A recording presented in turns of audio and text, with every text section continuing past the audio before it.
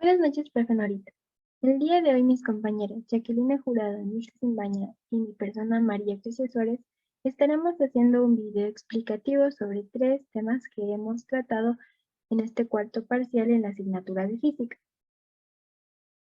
El primero es movimiento circular uniforme.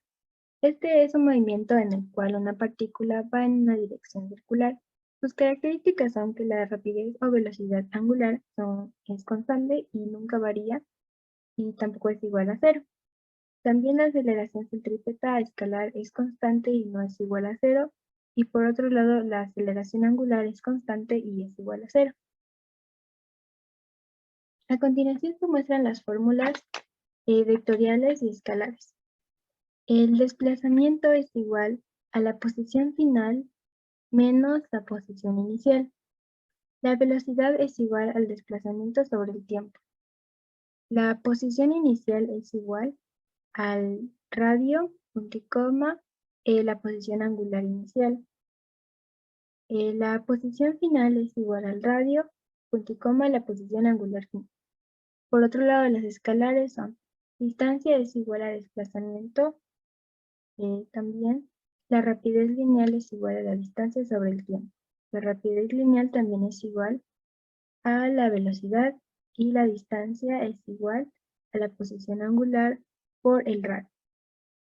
También el desplazamiento angular es igual a la posición angular final por la posición angular inicial. La rapidez angular es igual al desplazamiento angular sobre el tiempo y la rapidez lineal es igual a la rapidez angular por el radio.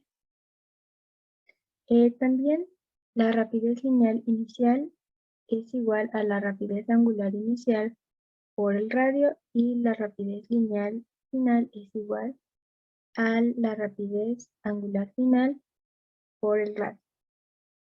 También la aceleración angular es igual a la rapidez angular sobre el tiempo.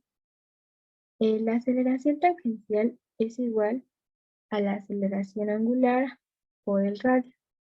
Y la aceleración centrípeta es igual a la rapidez lineal por la rapidez angular. La aceleración total al cuadrado es igual a la aceleración tangencial al cuadrado más la aceleración centrípeta al cuadrado.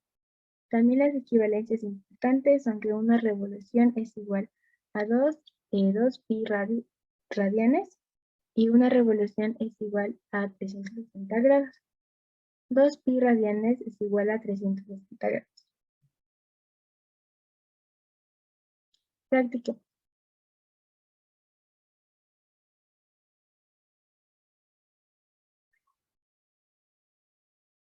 Una partícula se desplaza circularmente con rapidez constantes de 10 metros sobre segundos y 5 radianes sobre segundos, partiendo desde 120 grados durante un minuto. Hallar radio, posición angular inicial en grados y en radianes, distancia, también el desplazamiento angular en grados y en radianes, el número de revoluciones, la posición angular final en grados y en radianes, la posición inicial, la posición final, también la aceleración angular, la aceleración tangencial, la aceleración centrípeta y la aceleración total, el tiempo y la frecuencia.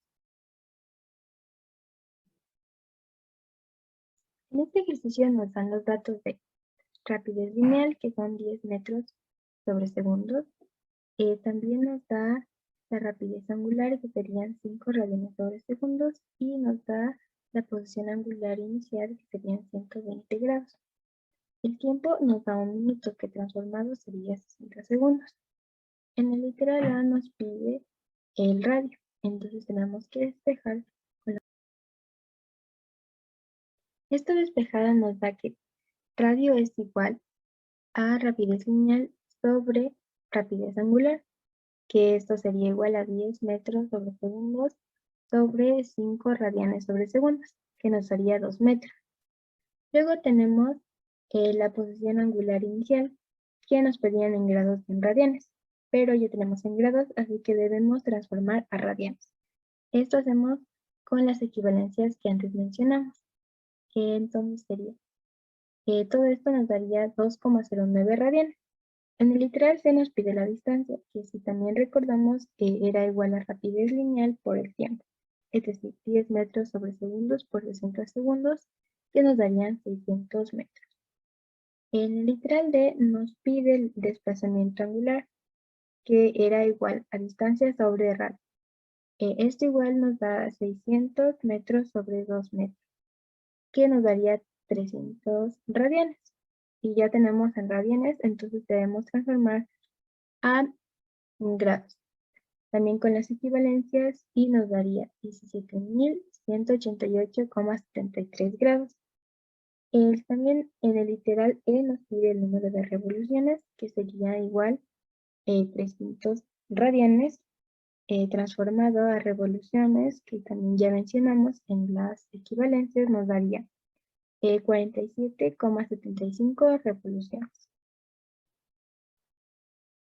En el literal F nos pide la posición angular final, y esto es igual al desplazamiento angular más la posición angular inicial. Reemplazando los datos nos daría 17.308,73 grados. También luego tenemos que sumar 300 radianes más 2,09 radianes, que nos daría 302,09 radianes. También luego debemos que restar 17.308,73 grados menos 47 por 360, que nos daría 388 menos 73 grados, 73 grados. Esto le restamos 360 grados y nos daría el resultado, que sería 28,73 grados. En el literal G, por otra parte, nos pedían la posición inicial. Reemplazamos como estaban en las fórmulas y nos daría 2 metros, 120 grados, y luego ya nos daría en vectores base el siguiente resultado. En el literal H nos piden la posición final. También reemplazamos el radio y la posición angular final, que nos daría 2 metros, punto y coma, 28,73 grados. También en vectores base nos daría ese resultado. Y en el literal I nos pedían la aceleración angular, que recordaremos que es igual a 0 radianes sobre segundos al cuadrado.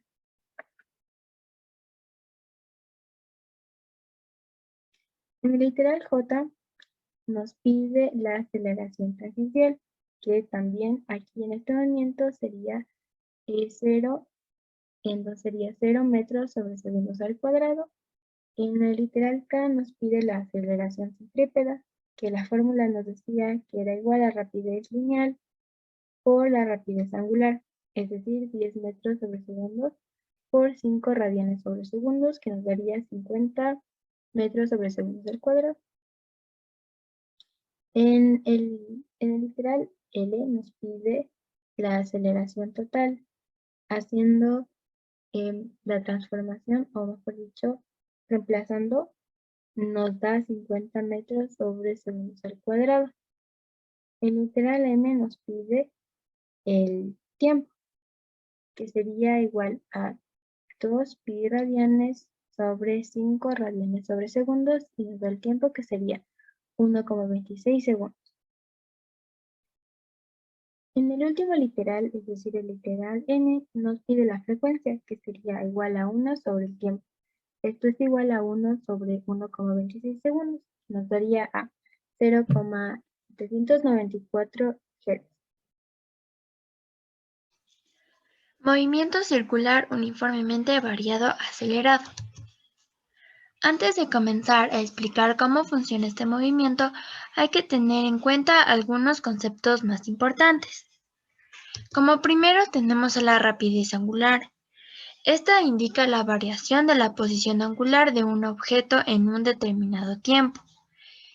Esto se le representa con la unidad de medida radianes sobre segundo.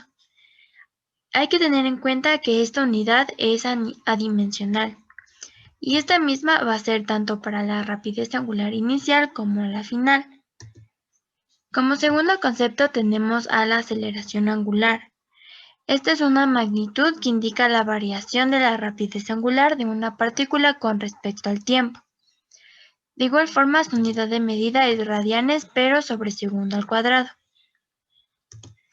Y tenemos al radio, que es el segmento que une el centro de la circunferencia como un punto cualquiera de la misma. Esta se le representa con la letra R mayúscula. Para comenzar con el movimiento circular uniformemente variado acelerado, hay que tener en cuenta sus características. Como primero tenemos que se trata de un movimiento con una trayectoria circular. Además es uniformemente variado porque la rapidez angular es variable. Esta rapidez angular puede ser acelerada como desacelerada. Pero como estamos hablando de un movimiento uniformemente acelerado, entonces a medida que pasa el tiempo esta rapidez va aumentando y cambia, mientras que la aceleración angular no cambia, pues esta es constante, diferente de cero y positiva.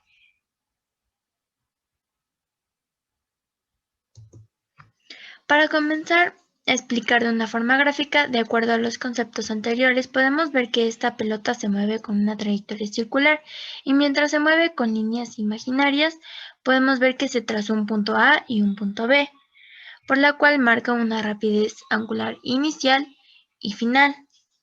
De esta forma aparece la aceleración angular, como también aparece el radio, ya que dijimos que esta es el segmento que une el centro de la circunferencia, y tras el transcurso de esta pequeña trayectoria aparece el tiempo. Antes de comenzar con un ejercicio, hay que tener en cuenta las siguientes fórmulas, que nos ayudarán a resolver los problemas más fácil, pero también las equivalencias, como por ejemplo, 360 grados va a ser igual a 2pi por radianes. 180 grados va a ser igual a pi por radianes. 360 grados va a ser igual a una revolución y una revolución va a ser igual a 2pi por radianes. Ahora pasaremos a hacer un ejercicio en la que nos dice así: una partícula se mueve por una trayectoria circular de 10 metros de radio, partiendo del reposo desde 80 grados y acelera durante 60 segundos hasta alcanzar 60 radianes sobre segundo. Hallar, literal A, rapidez inicial y la rapidez angular inicial. B, la posición angular inicial en grados y en radianes. C, la rapidez angular final en RPM o revoluciones por minuto. D, la rapidez final. La E, rapidez angular media. F, aceleración angular. G, aceleración tangencial. H, la aceleración centrípeta inicial. I, aceleración total inicial. J, el desplazamiento angular en radianes y en RPM. K, el número de revoluciones. L, la posición angular final en radianes y en ángulos. Y por último, la distancia. Para la resolución del problema, siempre hay que sacar los datos que ella nos da. Por ejemplo, este nos dice que una partícula se mueve por una trayectoria circular de 10 metros de radio. Este sería nuestro primer dato, que es el radio, partiendo del reposo desde 80 grados. Este 80 grados se entiende que es la posición angular inicial y acelera durante 60 segundos. Este sería el tiempo, hasta alcanzar 60 radianes sobre segundo. Como se entiende que la unidad de medida radianes sobre segundo es la rapidez angular, pero como dice hasta alcanzar tal rapidez, entonces es la rapidez angular final.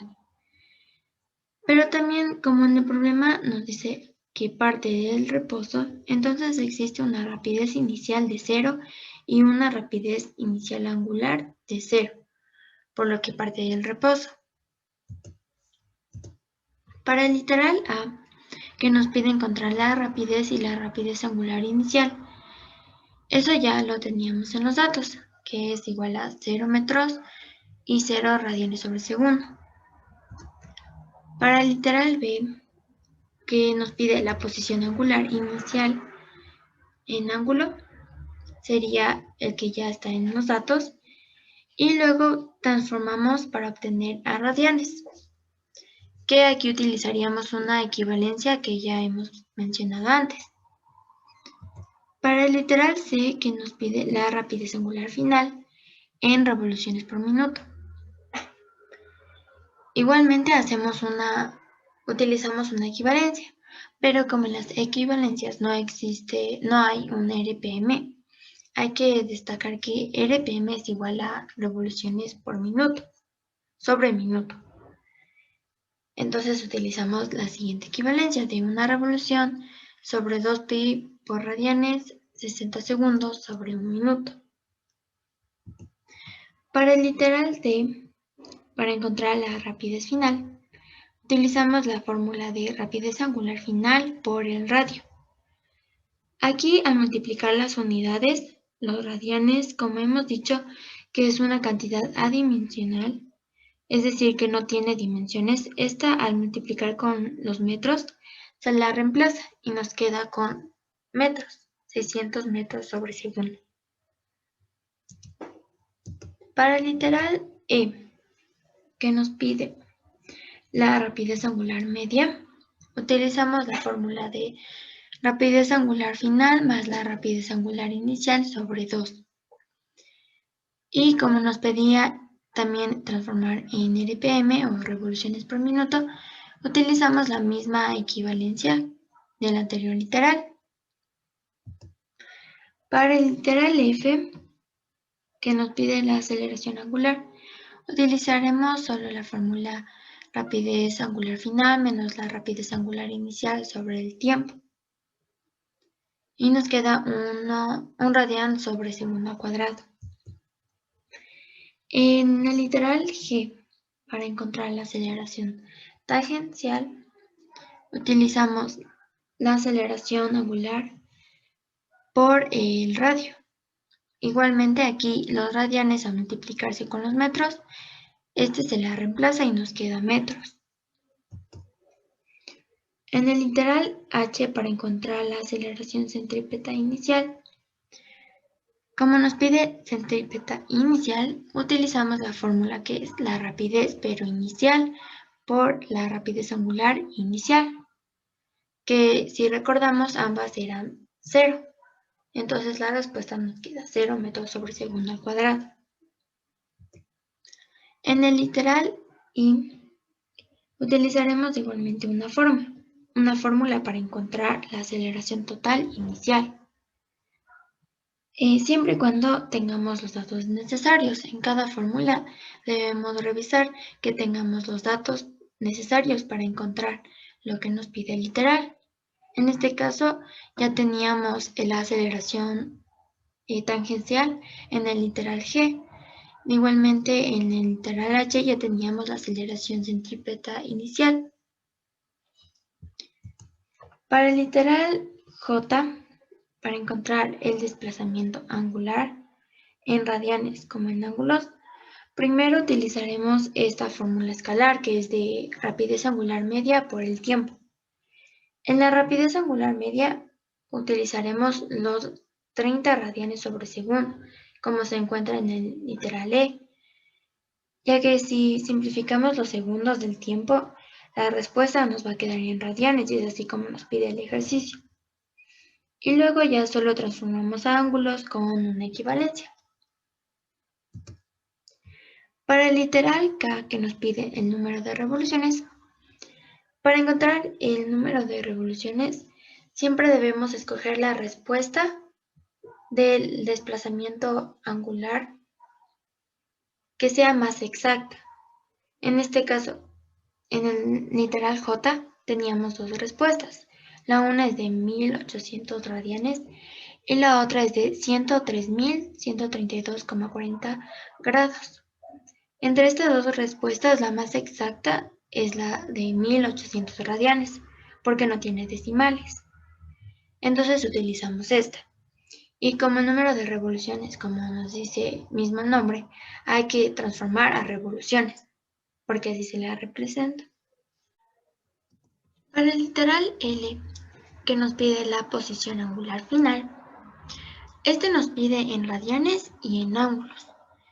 Entonces primero utilizaremos esta fórmula para los datos, pero en los datos que se encuentren en ángulos.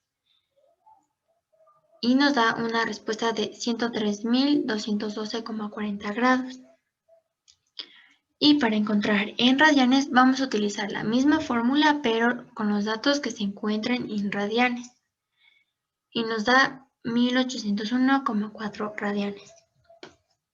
Pero para encontrar, si nos fijamos en la respuesta del desplazamiento angular final en ángulos, no sabemos en qué cuadrante se encuentra el vector, porque es una cantidad muy grande.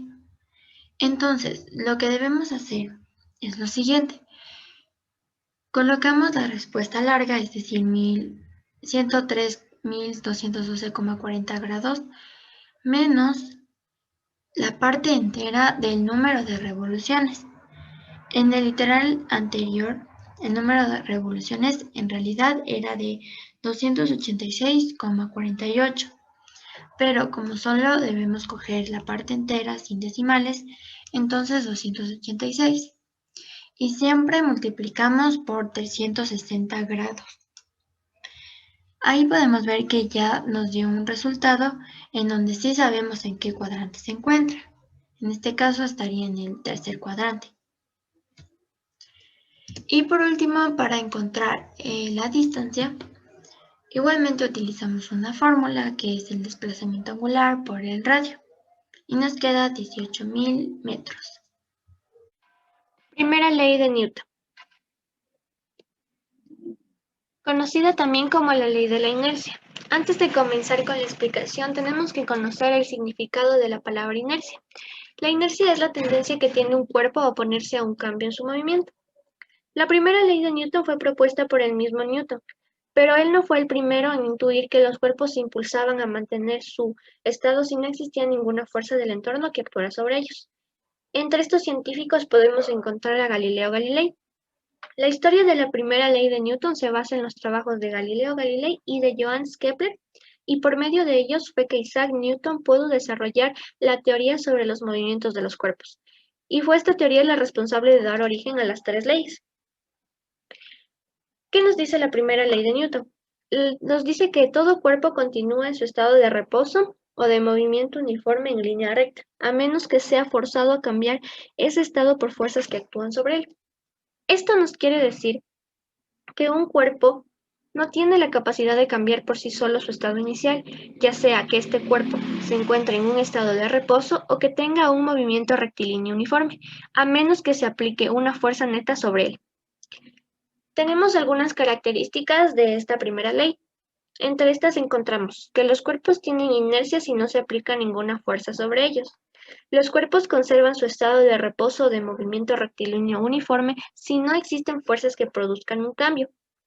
Todos los cuerpos que están en reposo tienden a seguir en reposo. Los cuerpos se resisten a cambiar su estado y también al cambio físico. Mientras mayor sea la masa del cuerpo, más inercia tendrán. También nos dice que un cuerpo está en equilibrio o en movimiento rectilíneo uniforme cuando la suma de las fuerzas aplicadas sobre él es igual a 0. Newton consideró cuando elaboró la fórmula que todos los cuerpos que están en movimiento se encuentran sometidos de forma constante a fuerzas de roce o fricción que los frena de forma progresiva. El hecho de que un objeto se encuentre en un estado de reposo no nos indica que no exista ninguna fuerza que pueda actuar sobre él. Esto quiere decir que las fuerzas que están actuando en el objeto se encuentran en equilibrio.